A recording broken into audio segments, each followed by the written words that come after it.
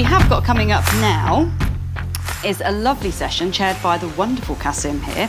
And you're going to be talking to some great apprentices and some great Gen Z influencers and young people. Well, I thought we'd bring all of the conversations back to those individuals again and hear from them about what is brand apprenticeships and how are we going to build brand apprenticeships. You know, we're talking about youth unemployment, we're talking about not enough apprenticeships, we're talking about, you know, schools and the messaging about apprenticeships in schools, and, you know, and the theme just keeps going on and on about authenticity, about accessibility, Indeed. and all of these things. So we're going to hear from a very, very exciting panel now. So, shall we bring on? Yeah. I'm going to let you introduce your panel. Brilliant, thank you so much. So, first up, can I have Amina Ahmed from Mondelez, winner of Multicultural Apprenticeship Awards 2024, Apprentice of the Year. Nathan John from IBM, someone who shares my name and spells it the same way, Kasim Usman from Workpays. Shoshanna Davis from The Fairy Job Mother. And Holly Hobbs from Apprentivia, that's it. And I'm going to start off with a video which I hope you all really enjoy. This was me in college. I lacked enthusiasm and drive as I knew I didn't want to go to uni, until I found out about degree apprenticeships and I started applying. Little did I know how hard this process was going to be, and after receiving rejection after rejection, I finally made a breakthrough. I started to document my journey and realised others felt the same. There was no support for aspiring apprentices, so I decided to start my own business with our first ebook launching soon. It includes all my tips you need to secure an apprenticeship. How much would you get paid for being a construction apprentice at McCarthy Stone? 18,500, but once qualified and upon gaining further experience, it can go up to 50,000. I'm a trainee site manager, which you can progress to upon finishing your apprenticeship. Can you show us what you do? Sure thing. First thing I do is check my emails. Next, I have a catch up with my line manager. On Wednesdays, we have a weekly catch up regarding the weekly reports. Next, we have an induction for the workers on site. Today, I will be inducting Holly. And lastly, we check all of the health and safety on site, and today we are checking the scaffolding. Brilliant, fantastic. So I wanted to start with that because I want you to look at those figures over there. Now, I remember when I first met Holly at the Festival of Apprenticeships, and she said, I want to do this thing, I want to make content. And I said, fine, come along, let's do it. And I think, is it 5 years on now? About 3. Grab a mic. So in 3 years, Holly has managed to amass an audience of 1.1 million views on a level 4 apprenticeship in construction. I'm blown away by that, and I hope every person in this room is, because that is getting direct to source. You know, we're talking about individuals who never knew what apprenticeships were, and I'm going to ask each and every one on the panel about how they found out about their apprenticeship. But guys, this is the future. This is what we're talking about. We need to go to source. We need to go where these young people are. And I think, Holly, you've done a fantastic job, so thank you so much for that. But I'm going to go to Amina first, because you're the closest to me. And I remember being in the judging day when we read your story and we learnt about your journey. And I think one of the things that stood out in that, and I know Hannah talked about it, saving the business money. And I know you did something similar as well. So I want you to just start off by telling us how you found out about your apprenticeship, and then talk about that little amazing thing you did. Sure.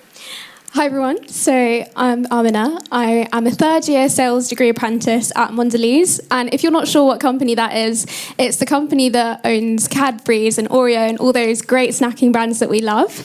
I'm currently in the Oreo team, and it's as exciting as it sounds. I absolutely love my job. I just managed to go to the Minecraft movie premiere for the Minecraft X Oreo collaboration. So if any of you are in a supermarket this week, please do pick up a packet of Oreos. It really helps with my bonus. Well, how I found out about my apprenticeship. Well, this is a very loaded question for me because I think my journey has been a very interesting one in the sense that I never really thought I would be led to an apprenticeship. I mean, I finished my A-levels very much defeated and thinking that, you know, I wouldn't be able to achieve anything. I had a super tough time with my mental health. Lockdown only exacerbated that. And I went into a year of trying to really find myself and understand what I wanted to do. And it was within that time that I launched a not-for-profit organisation with my friends, because I guess my thoughts behind that was that I can't see any other opportunity for myself to get work experience or to be able to build my personal brand. So why not create that opportunity for myself? And I really was passionate about volunteering. I mean, I was volunteering in charity shops from 15, 16 years old.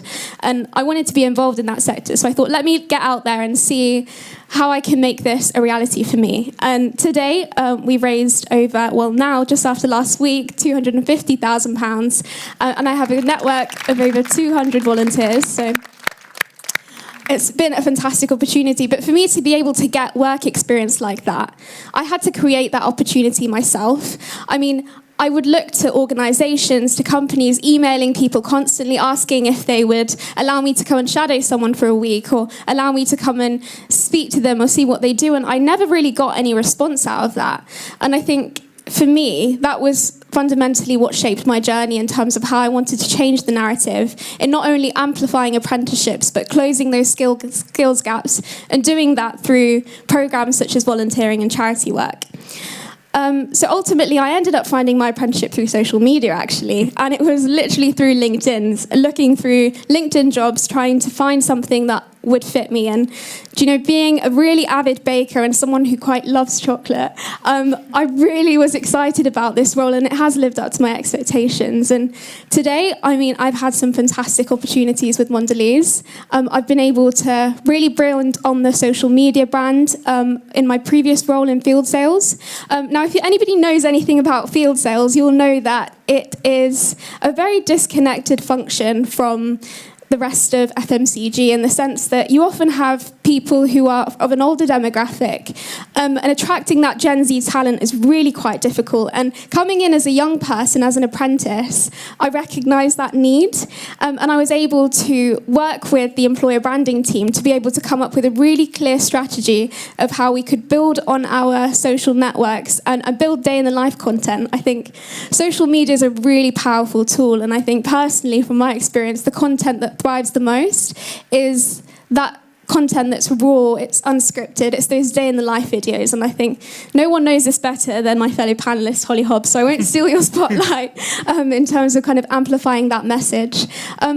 Really interestingly, I know I'm going on a bit, but I just wanted to bring up AI because actually hearing the panel before me, it was really interesting to kind of hear AI being integrated into conversations in the workplace and within wider businesses. And I think within social media branding, this is actually really super prevalent. And I mean, a lot of apprentices, we use this ourselves, you know, putting in your LinkedIn caption into ChatGPT and trying to generate the best possible response. And I think it's definitely a tool that we can use to amplify our marketing and amplify social media branding. But actually, what else we need to really think about is what's missing. And it's that personal element of personal branding. It's that raw, unscripted reality. And it's about showcasing things as they are. I mean, when line managers and organisations don't quite understand what their apprentices are doing, and they're doing it based on a script or based on something that's already been pre-generated, it really shows. And I think having that authenticity, I know we've been saying that word a lot today, but I think that's one actionable step in really making that a reality. Brilliant, fantastic.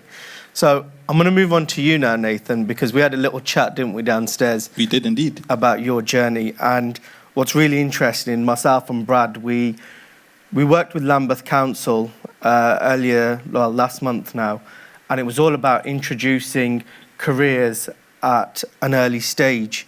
And for those of you who aren't from London, probably don't know the makeup of Lambeth Council, but it's predominantly young people from diverse backgrounds. And it was amazing to sort of put on a showcase of different career opportunities to young people who just weren't aware of what jobs were available. Now, you're probably thinking, well, why are they not aware of those job opportunities? Well, typically, when I think about my parents, they started off, they came to this country, they were educated here, and they went up and set their own business. Typically, within our communities, there's a lot of people who are probably doing lower level jobs, so they're doing caring jobs, they're working in shops, they're working in factories, and so forth. So when you think about, okay, what are my aspirations, what am I going to do? A lot of them will be either what your parents do, or your parents will be pushing you to go to university. So when we look at that research that we saw from UCAS, you saw those individuals from diverse communities, their parents were a lot more involved in that conversation. And I think Ursa mentioned it as well, is that parents from an Asian background are more likely to listen to that conversation around apprenticeships when it's someone that they can relate to. So just coming back to sort of what happened last month is, there's 1,500 young kids, all from diverse backgrounds, all who have grown up in, I'd say, low socioeconomic households, coming to this event and finding out about apprenticeships. And I think, Nathan, that brings me on to your good self to talk about your story. Yeah, for sure. Before I even get started, how's everyone doing? That was 3 people in the room, so let's do that again. How's everyone doing? That was a bit better, but I'm guessing the energy levels are a bit low, so I want to try something with you guys. I need you guys to engage with me on this one, please. We're at the Apprenticeship Branding Conference, or ABC. So, when I say AB, you say C. AB, C. AB, C. When I say AB, you say C. AB, C. AB. Okay, that was amazing. Are you after my job? I think I'm gonna step down and let Nathan. I do this. Thank you. I'm not gonna lie. But yeah, thank you guys for that. My name is Nathan. I am a cybersecurity degree apprentice at IBM. I'm also a keynote speaker and workshop facilitator. So I help Gen Z develop their communication and confidence to be able to position themselves in positions of future leadership, etc. So I've done this before, Kasim. Yeah, I'm not gonna lie. I'm gonna hang my jacket up now, mate. We can switch. I like the purple. Cadbury's. Nice. A lot of marketing going on, the chocolate theme and that stuff. I like it. But yeah, as for me, my story, I grew up in South London. So financially for me, growing up, things weren't great, to be honest. There was a period of time in my life where I was sharing a room with 4 of my younger sisters. So we were sleeping on bunk beds. We were living in a 2-bed flat at the time. And I think for me, that almost put this sense of, I have to make it out of this situation. Like, I need to start making money yesterday. And so I started to look towards the only people I knew at that time that were making money at that age. And there were some of my friends doing somewhat illegal, illicit things. I'm just going to keep it real. I'm not here to sugarcoat or the chocolate reference again. You see that? None of that with you guys. Yeah, so I started to draw towards some of those kind of people, and ultimately that led to me nearly getting arrested multiple times. I could have lost my life from basically walking through Peckham with a couple of my friends and acting like they wanted me to be. So because they were all involved in a life that I never knew, I thought I had to act like them to fit in, right? And it was only after those kind of instances that I look back and I was like, you know what, this is not the path that I want for myself or the example that I want to set for my younger sisters, right? And so that's when I started to look towards, okay, what is it that I can go into? Because I still need to start making money. Like, that factor didn't go away. And so I started to look into technology, did a lot of research, and came across apprenticeships. And so, like what you're saying, for me, I wouldn't say I had a apprentice role model or someone to look up to because I was the first apprentice from my school, let alone my family, right? And that's why I do what I do now, right? Going out into organizations and going back to schools and that kind of stuff, making sure that there is, and seeing other people that are those role models, like I'm so empowered by that. But yeah, I think it's so important that we continue to share these kind of stories. And I didn't know how to tell that story when I started. And so I think something that's really important is, as employers, training providers, etc., is that we start to teach apprentices, if we're saying we want them to be our ambassadors, teaching them how to tell their stories. Like, they're not going to know just by hearing someone else.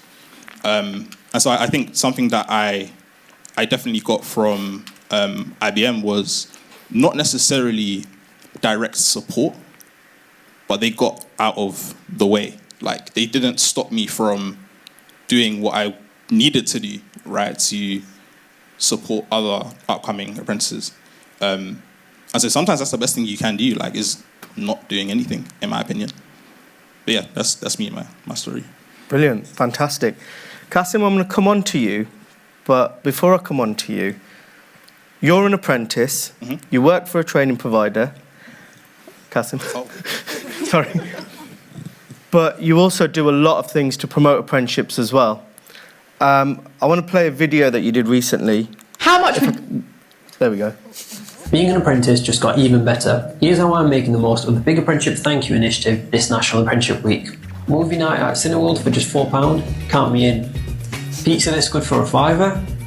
Free coffee, never tasted better. Need storage? Apprentices get 50% off at Big Yellow. So these are just some of the benefits apprentices can redeem this National Apprenticeship Week. And do you know what? We deserve it. As a second-time apprentice, I know just how hard we all work. So be sure to claim your discounts and get your freebies this National Apprenticeship Week. Back when I started my apprenticeship in 2018, initiatives like this just didn't exist. So it's great to see apprentices finally getting some well-deserved appreciation. If you're an apprentice, don't miss out. Get these deals before they're gone. Tag a friend who needs to see this in the comments below. So, for those of you who don't know about the Apprenticeship Thank You, it's an initiative by Lifetime Training. Unfortunately, the brains behind the project is not here. So I want you all to do me one big favour. I'm going to count to 3, and I want us all to give Dan Howard a big thank you. So Jack, can you record this, please? Go on. So Dan came up with this idea of how can we reward apprentices, how can we give back to apprentices, and I think what he's done to create the Big Apprenticeship Thank You is phenomenal. So on the count of 3, I want us all to say thank you, Dan. 1, 2, 3. Thank you, Dan. And I'm going to ask Kasim to explain why the Big Apprenticeship Thank You was so important, not just for existing apprentices, but really important for that apprenticeship brand. Hi everyone. No energising or exercises for you to do initially. Not yet anyway, not yet. So my name is Kasim. As Kasim explained, I'm a second-time apprentice. I did my apprenticeship back in 2018. I am now a very proud ambassador of apprenticeships for the Department for Education as part of the Apprenticeship Ambassador Network. And I'm a marketing manager at Workpays. I also run the Big Assembly, which is the UK's biggest apprenticeship live stream that takes place every year during National Apprenticeship Week. So if you're an employer and you want to get involved, you want to get in front of 190,000 or 197,000 to be specific, young people across the UK, then do get in touch with me. But yeah, to answer the question, so why initiatives like the Big Apprenticeship Thank You is so important. So back when I did do my apprenticeship in 2018, there just wasn't enough noise about apprenticeships. There wasn't enough apprenticeship standards. There wasn't enough, role models, influencers like we see today about talking about apprenticeship. So I think it's, a piece of the awareness that needs to be raised for apprenticeships. Apprentices, there was a time where I remember we didn't used to get the NUS totem discount cards and stuff, and now there is. There was a time where we didn't used to have amazing initiatives like this, but now there is, and it's just kind of giving apprenticeships the importance that they deserve, giving them the recognition that they need. In my opinion, apprenticeships are just as hard, if not harder, than university. I know that it's very different now doing an apprenticeship, a level 6 apprenticeship, whilst I'm in a senior role, whilst I'm, a dad to a 1.5-year-old girl. yeah, it's quite a difficult experience. And my apprenticeship training provider, Cambridge Marketing College, they will tell you I'm behind, sometimes, but we're not here to sugarcoat things. Things are hard, but it's for that very reason why apprenticeships are such a big challenge. But we need to really the rewards are continuous and they're a lot bigger. So the advantages definitely outweigh the disadvantages, and it's important that everyone in this room, as we continue to do so, we all champion how great they are, but we also recognise all the hard work that apprentices have put in, and we continue to champion them in order to sell apprenticeships. As Saf said, apprentices sell apprenticeships. So yeah, that's that. Brilliant, thank you. Over to you, Shoshana. Now, you're a marketeer, you've been a thought leader in working with employment, getting people, building that employer brand, and now you're the fairy job mother.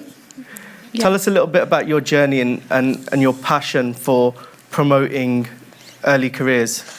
Oh, well, I guess slightly controversial that I'm on this panel. I have not done an apprenticeship. I failed my exams, got kicked out of school, but I did start my kind of business journey on social media. So I think similarly to some of the other panellists, when I started my first job, I was very confused. I didn't really necessarily have amazing role models in the corporate world. I didn't know how to navigate certain conversations and situations. So I did start documenting my journey online and started sharing kind of career advice and tips. And that's obviously where the name Fairy Job Mother came from. Now my company and I run it's I do still post the kind of career advice content, but I actually am more in the kind of learning and development space. So I work directly with loads of employers and loads of apprentices, and I essentially deliver gamified training programs where I work with apprentices, graduates and their managers to help them develop the skills to be successful at work in a fun way.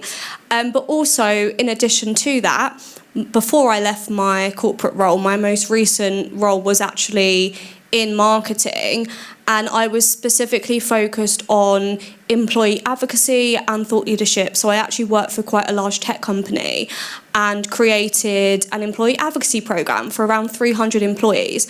And it was all about encouraging employees to build their personal brands and get themselves out online. But obviously, as the employer, we're involved as well, and we were helping them do that. So yeah, that's just a little bit about my journey, and hopefully I can offer a little bit of a different perspective here.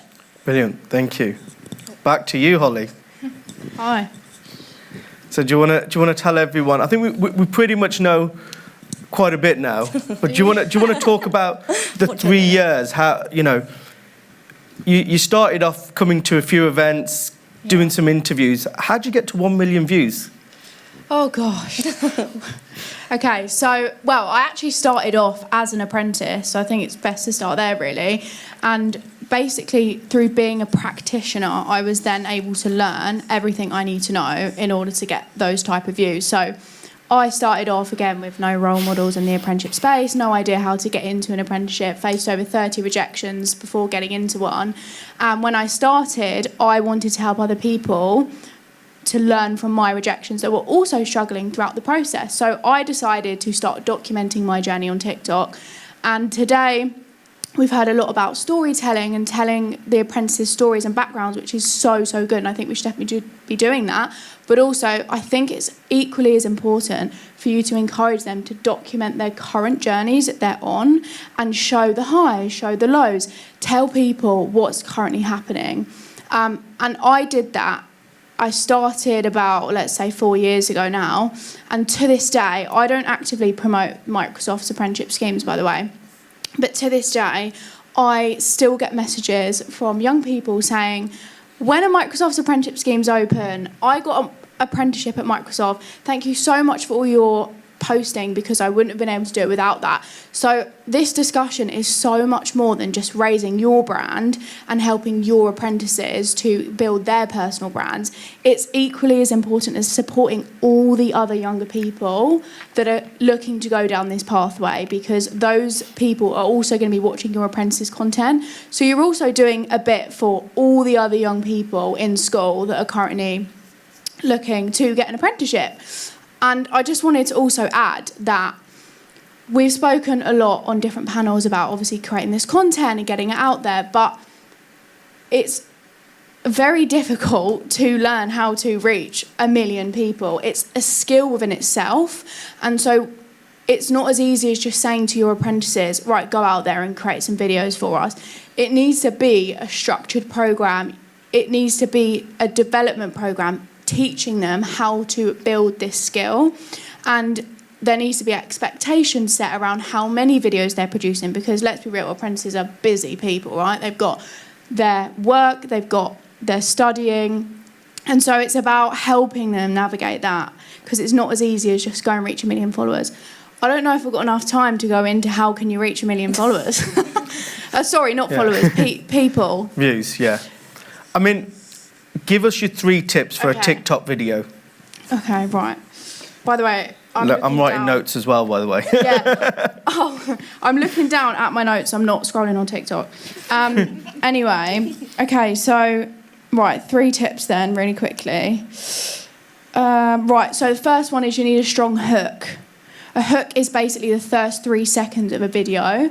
Has to be really, really engaging so that people watch it. So I see a lot of people going on TikTok and they might say something like, hi, I'm this training provider or this company, and today I'm going to tell you about the misconceptions of apprenticeships and how to bash them. People are going to turn off at that completely.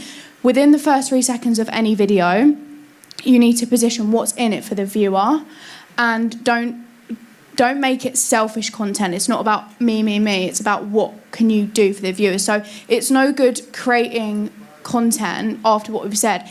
You need to actually research into how to make it work. And the hook is such an important part of that. And also make sure you've got a beginning, a middle and an end, and you've got a clear call to action at the end for people to take some action. Otherwise, people won't. You have to tell them what to do. Hopefully that's helpful. Sorry, it's a bit of a whistle stop. Fantastic. Shoshana, thought leadership. Yes. What can we do to raise the profile of thought leadership within careers advice? So I think, we have a lot of employers here who want to get their message out, want to talk about their careers. From a thought leadership perspective, what can we do better to reach young people? Ooh, good question. Well, I don't want to sound like, obviously we're here to talk about social media, but I do think it is so important to, of course, meet young people where they're at. Social media is an amazing avenue, but then also equally there are, arguably, I can't remember the figures, but there is a percentage of young people who aren't on social media, who are digitally excluded. So there are a lot. I am a huge advocate for social media, don't get me wrong, but I also sometimes worry that we're focusing too much on social media and we're forgetting those young people who may not even be online, potentially. So meeting people where they're at, whether they are on social media or whether they are elsewhere, whether that be in person, I think definitely a combination of both is an effective way of doing things. So while social media is great, what you're saying is we still need to be out there in person, in schools, at careers fairs, at careers events, building the brand. Yeah, absolutely. Fantastic. Kasim, on to you, my friend. As someone who is a marketeer within a training provider, give us 3 tips to some of the other training providers in the room. So I think, you want to make sure that you promote apprenticeships in every aspect. You're not just interested, when you do sell apprenticeships, right? Don't focus on the apprenticeship program, focus on the journey, focus on the progression that you can offer, focus on the support in terms of training providers, don't focus on an employer's, what you have to sell, focus on what the employer needs. It was mentioned before as well. Focus on how you can really become an arm and extension of that employer to help them upskill and recruit their future apprentices and build their talent pipeline. I hope that answered the question. No, I appreciate that one, because I think we're talking a lot about how can we sell apprenticeships to young people, but actually what you've just touched on is really, really important, because we keep saying there's not enough apprenticeships. So how are we selling apprenticeships to more and more employers and encouraging them? I think one person mentioned there was 1 apprenticeship vacancy, but 20 graduate vacancies. Why haven't we got 20 apprenticeship vacancies to match the 20 graduate vacancies? So again, I think as a collective, we need to look at that messaging. How can we work more with employers to get them to create more apprenticeship opportunities? Nathan, really quickly, some closing thoughts on reaching more employers and more apprentices. Okay, cool. I want to ask the audience a question to answer this question. If I was to start speaking German right now, how many of you guys would understand me? Okay, we've got a couple. If I was to start speaking Spanish, how many would? A little bit. Okay, cool. What about French? Okay, cool. So we've got a couple hands darted around the room. I'm speaking English right now, and all of you can understand me, correct? So a couple people, again, some of you can't understand me. All right, that's fine. But the point I'm trying to make here is, if I'm speaking to you in a way that you don't understand, if I'm not speaking to you about your needs, you're not going to care. You're going to switch off immediately. And I think the interesting challenge that you have trying to sell apprenticeships is there's so many different parties to sell to. And then on each of those different platforms or mediums that you're selling to, like, you need to speak to them in a way that they're going to understand and speak to them about the things that they're going to care about. So sometimes, and this is a bit of a public speaking tip as well, for anyone that's interested. You need to think about your audience, right? There's a thing called an avatar, which is essentially your ideal person that you want to speak to, because you can't speak to everyone, right? You need to speak to one person, or like an ideal person specifically. So what type of things are they thinking about? What type of anxieties do they have? What type of things do they really care about? Like, these are the sort of questions you need to ask yourself when you're promoting to a different set of people. I think I've found my new mentor, guys. Right, Amina, you've got, I'd say, about 20 seconds. But I think with your good self is, you know, we launched the Multicultural Apprenticeship Awards 10 years ago, and it was about creating role models like your good self. What has being Apprentice of the Year done for you and helped you do to raise the profile of apprenticeships within your community and so forth? Sure. I mean, I think there's so much that I could say, but to kind of sum it up, I think it's allowed me to lead my platform with my story and my journey at the forefront. And I was listening to a podcast the other day, and one of the great things that one of the speakers said on it was that it's no one else's responsibility to tell your story. Ultimately, it's your journey, it's your story, and how you tell that and how you shape your narrative is so important. And I think being an apprentice, we can sometimes get a bit lost in echo chambers and think that the conversation is changing and that there's so much improvement and so much progression happening, and there is. And it's great, but actually there's still so much more that we can do. And allowing apprentices in your organisation to kind of lead at the forefront and allowing them to have their voice and be able to kind of say from their perspective how they believe change can happen, I think is really important. So. Brilliant. Thank you. I think we could sit here and talk all day long. Probably need a conference, just us guys. Probably a podcast or something. But no, ladies and gents, can we have a huge round of applause for this panel? Thank you so much. Thank you.